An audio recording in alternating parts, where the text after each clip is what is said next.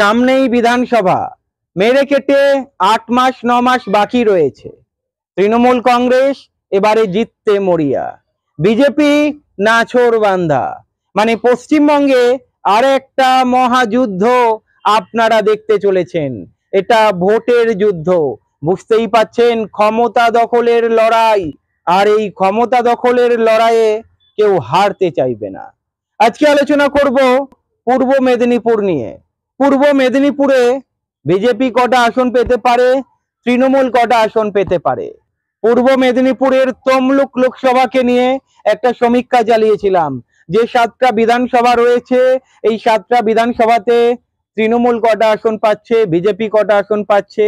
ওই ভিডিওটা যদি দেখতে চান, ডেসক্রিপশন বক্সে ক্লিক করে আপনারা দেখতে পারেন। আজকে আলোচনা করব পূর্ব মেদিনীপুরের কাঁথি লোকসভা কেন্দ্র। এই কাঁথি লোকসভা কেন্দ্রে 7টা বিধানসভা কেন্দ্র রয়েছে।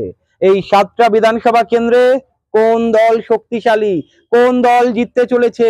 আপনারা জানেন 2024 লোকসভার নিরিখে সৌমেন্দু অধিকারী, মানে শুভেন্দু অধিকারীর ভাই জিতেছিলেন, এমপি হয়েছিলেন।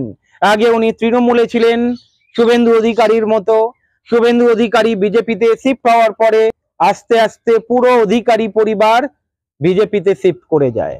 প্রথমে আলোচনা করব চণ্ডীপুর বিধানসভা কেন্দ্র। এই চণ্ডীপুর বিধানসভা কেন্দ্রে যদি আমরা দেখি, এই যে লোকসভা নির্বাচন হলো, এই লোকসভা নির্বাচনে হাড্ডাহাড্ডি লড়াই হয়েছিল বিজেপি এবং তৃণমূলের মধ্যে। এই যে লোকসভা গেল, এই লোকসভার নিরিখে চণ্ডীপুর বিধানসভা কেন্দ্র থেকে বিজেপি ভোট পেয়েছিল 1,07,575টা, আর তৃণমূল ভোট পেয়েছিল 1,06,733টা।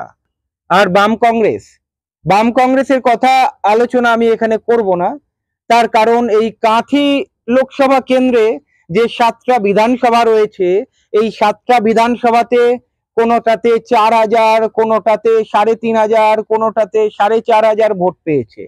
টোটাল 31,000 সামথিং ভোট পেয়েছে।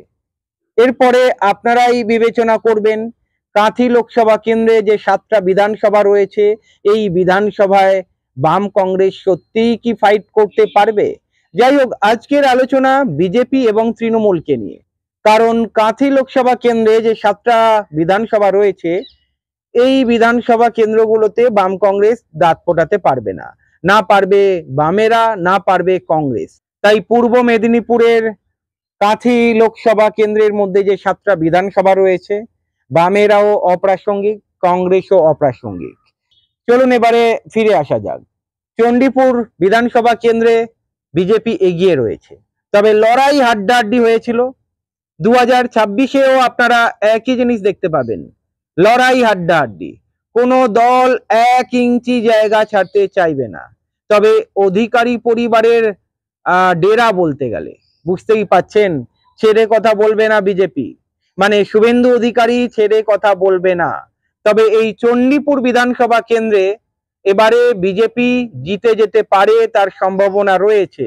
এবং বিজেপি যদি জিতে যায়, আপনারা দেখে নেবেন 3 থেকে 7,000 ভোটের ব্যবধানেই জিতবে, তার বেশি নয়। এরপরে পটাশপুর বিধানসভা কেন্দ্র। পটাশপুর বিধানসভা কেন্দ্র, এই যে লোকসভা গেল, লোকসভার নিরিখে পটাশপুর বিধানসভা কেন্দ্রে তৃণমূল এগিয়েছিল। প্রায় 8,000 8,500 ভোটে তৃণমূল এগিয়েছিল। পটাশপুর বিধানসভা কেন্দ্র থেকে বিজেপি ভোট পেয়েছিল 98,215টা, তৃণমূল ভোট পেয়েছিল 1,06,823টা। বুঝতেই পাচ্ছেন, লড়াই হবে হাড্ডাহাড্ডি, খেলা জমে যাবে পূর্ব মেদিনীপুরে। এমনিতেও শুভেন্দু অধিকারী হুঁশিয়ারি দিয়ে রেখেছে পূর্ব মেদিনীপুরে বিজেপি কামাল দেখাবে। আমি এর আগেই একটা সমীক্ষা করেছিলাম, সেখানে তমলুক লোকসভা কেন্দ্রে যে 7টা বিধানসভা রয়েছে সমীক্ষা দেখিয়েছি।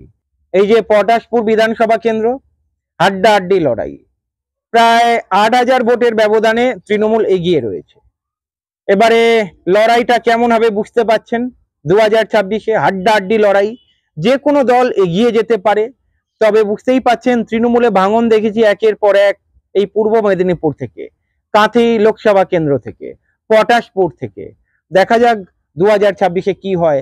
তবে এই কেন্দ্রে তৃণমূল কিন্তু অনেকটা শক্তিশালী রয়েছে। বিজেপিও শক্তিশালী এমন নয় যে শক্তিশালী নয়, সুতরাং বলা খুব টাফ কে জিতবে। তবে যে দলই জিতুক না কেন 8 থেকে 10,000 ভোটের ব্যবধানেই জিতবে। তবে এই কেন্দ্রে তৃণমূলকেই আমি এগিয়ে রাখবো, যেহেতু লোকসভাতে এগিয়ে ছিল তৃণমূল। এরপরে কাঁথি উত্তর বিজেপি এগিয়ে রয়েছে, প্রায় 7,000 ভোটে এগিয়ে রয়েছে বিজেপি। 2024 যে লোকসভা গেল, এই লোকসভার নিরিখে কাঁথি উত্তর বিধানসভা কেন্দ্র থেকে বিজেপি ভোট পেয়েছে 1,14,358টা। তৃণমূল ভোট পেয়েছে 1,07,259টা। বুঝতেই পাচ্ছেন লড়াই এখানেও হাড্ডাহাড্ডি। তবে কাঁথি উত্তর থেকে বিজেপির পাল্লা অনেকটাই ভারী। এরপরে ভগবানপুর বিধানসভা কেন্দ্র, এই ভগবানপুর বিধানসভা কেন্দ্রে লড়াই আড্ডাআড্ডি। এখনই আমরা দেখতে পাচ্ছি প্রতিদিন ভগবানপুর বিধানসভা কেন্দ্রে বিজেপি এবং তৃণমূলের মধ্যে রেষারেষি চলছে। বিধানসভায় কি হবে বুঝতে পাচ্ছেন। 2024 লোকসভার নিরিখে এই ভগবানপুর বিধানসভা কেন্দ্র থেকে বিজেপি ভোট পেয়েছিল 1,09,013টা, তৃণমূল ভোট পেয়েছিল 1,08,428টা।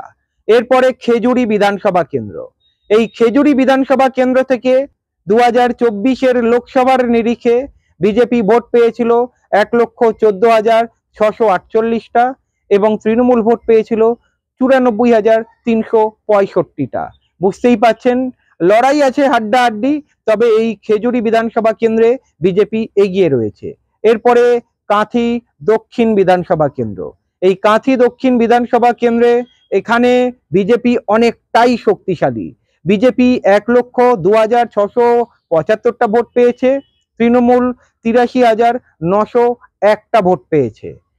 বুঝতেই পাচ্ছেন এই কাঁথি দক্ষিণ বিধানসভা কেন্দ্রে বিজেপি শক্তিশালী রয়েছে এবং অনুমান যেটা করা হচ্ছে এই কাঁথি দক্ষিণ বিধানসভা কেন্দ্রে কম করে হলেও 14 থেকে 15,000 ভোটের ব্যবধানে বিজেপি জিততে পারে 2026-এ।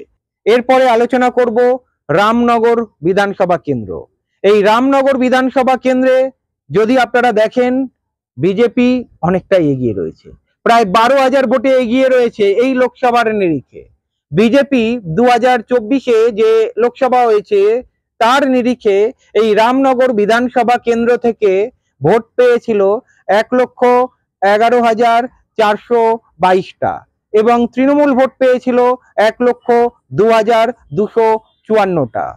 বুঝতেই পাচ্ছেন লড়াই হাড্ডাহাড্ডি। রামনগর বিধানসভা কেন্দ্র এবারে বিজেপি জিততে চলেছে। এরপরে আসি আসল কথায়। এই কাঁথি লোকসভা কেন্দ্রের মধ্যে যে 7টা বিধানসভা কেন্দ্র আলোচনা করলাম, এই 7টা বিধানসভা কেন্দ্র কে জিততে পারে, কোন দল জিততে পারে, কোন দল কটা আসন পেতে পারে। কাঁথি লোকসভার মধ্যে যে 7টা বিধানসভা রয়েছে লড়াই তো আপনাদেরকে দেখালাম হাড্ডাহাড্ডি হচ্ছে। তবে কে জিতবে অগ্রিম তো বলা যায় না, আমরা তো আর হাত গুনে বলে দিতে পারবো না। তবে সমীক্ষা যেটা বলছে, যেটা অনুমান করা হচ্ছে, বিজেপি 6টা আসনে জিতে যেতে পারে এবং তৃণমূল একটা আসনেই জিততে পারে, সেটা হচ্ছে পটাশপুর। এবারে দেখুন, কখনো আমি বলছি না যে আমি যে কথাগুলো বলছি বা যে সমীক্ষা চালালাম বা যে তথ্য আপনাদেরকে দিলাম সম্পূর্ণ সঠিক হবে। তবে এইটাও নয় যে বিজেপি খুব খারাপ রেজাল্ট করবে। যতই কম হোক এই কাঁথি লোকসভা কেন্দ্র থেকে 2026-এ 5টা বিধানসভা কেন্দ্র বিজেপি জিতে যেতে পারে। তবে আমাদের সমীক্ষা বলছে 2026-এ বিজেপি 6টা বিধানসভা জিতবে এবং তৃণমূল একটা জিতবে, সেটা পটাশপুর বিধানসভা কেন্দ্র থেকে। আপনাদের কি মত কমেন্ট করে জানাবেন। ভালো থাকবেন।